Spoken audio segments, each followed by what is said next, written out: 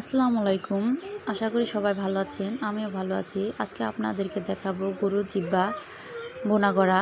এই যে আমি জিব্বা নিয়ে নিয়েছি এখানে হাফ কেজির মতো, আর আলু কিউব করে নিয়েছি।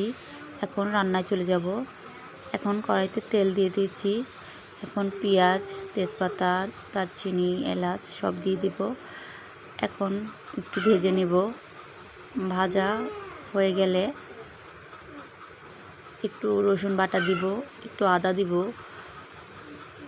জিরা বাটা দিব, দিয়ে ভালোভাবে নেড়ে নেব আদার গন্ধটা যেন চলে যায়। তারপর একটু পানি দিয়ে নিব। তারপর মরিচ গুঁড়ো, হলুদ গুঁড়ো, লবণ দিয়ে ভালো মতো কষিয়ে নিব। আমার কষানো হলে এখন গরুর জিবাগুলো দিয়ে দিব। এখন ভালো মতো নেড়ে চেড়ে ঢাকা দিয়ে দিব।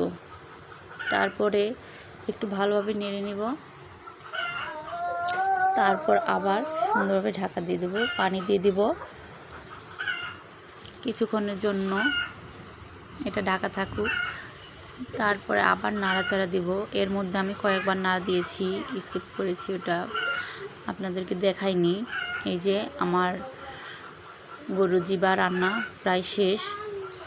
এই যে দেখুন উপর দিয়ে তেল উঠে গেছে, তখন মনে করবেন যে হয়ে গেছে।